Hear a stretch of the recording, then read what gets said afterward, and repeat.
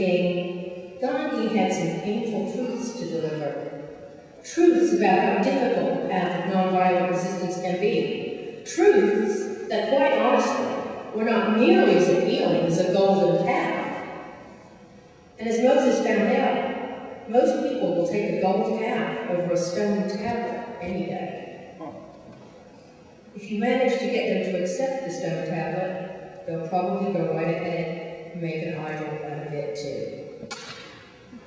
As you've already discovered, Gandhi chose to call his movement of nonviolent resistance Satyagraha, Sanskrit for what can best be translated in English to something like truth force, meaning that truth itself can be a force powerful enough to overcome injustice and oppression. And we might remember here that speaking truth to power was exactly what Jesus did in his resistance against empire. In fact, saying that someone is speaking truth to power has now become a way of expressing our support for a brave, even heroic stand against injustice. Oh yes, he's speaking truth to power, we say, admiringly. But speaking truth to power doesn't necessarily mean that he will be understood. When Jesus said, I have been born to testify to the truth, and that everyone who belongs to truth listens to my voice, Pilate immediately countered with, what is truth? And the answer to that has been an open question for almost 2,000 years, with no end in sight. Literally millions have died fighting over the question of what is truth? Is there one truth? Or many truths? Is the one truth actually many truths coming together? Can the truth be expressed by one single perspective? Or does the truth require endless perspectives to be fully expressed? Is there one door with many keys, or many doors with one key? Millions dead over this question.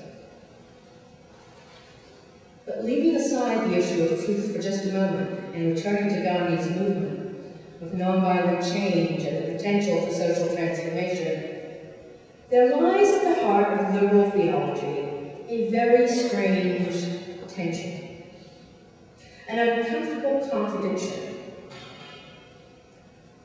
That contradiction is called Reinhold Niebuhr. In Niebuhr's later writings, we find the arguments that are so often used against Gandhi's Satyagraha movement and against nonviolence in general. And the argument is basically this.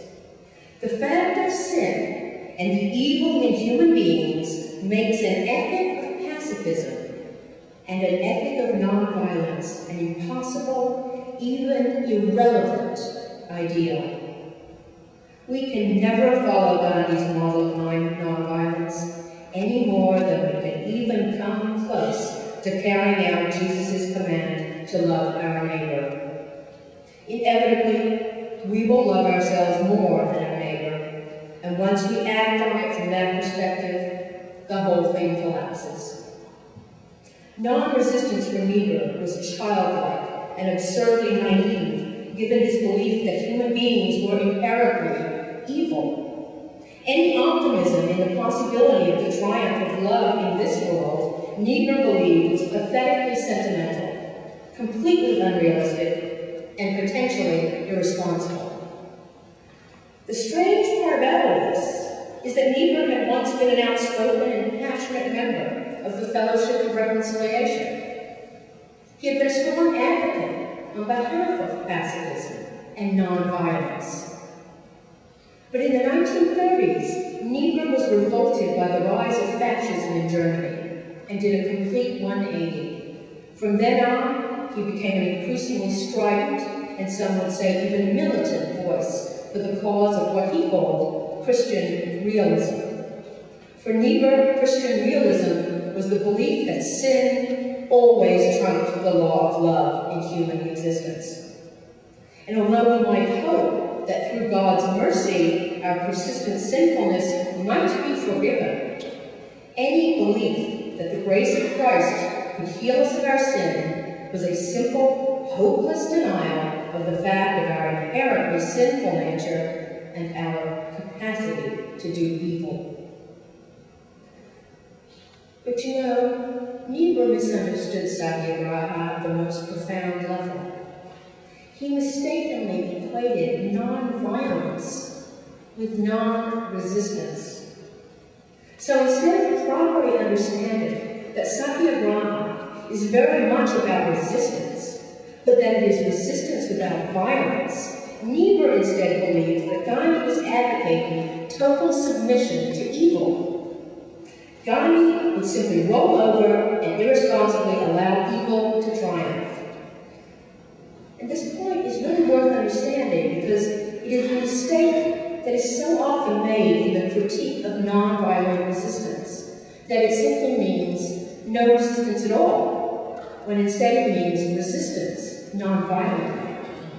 As Martin Luther King explained, Gandhi resisted evil with as much vigor and power as the most violent resistor, but he resisted with love instead of hate. True pacifism, said King, is not unrealistic. It's not an unrealistic submission to evil power, as Niebuhr seemed to think, but rather is a courageous confrontation of evil by the power of love, in the faith that it is better to receive violence than to inflict violence on another. Anyone who acts violently only multiplies the existence of violence in the universe.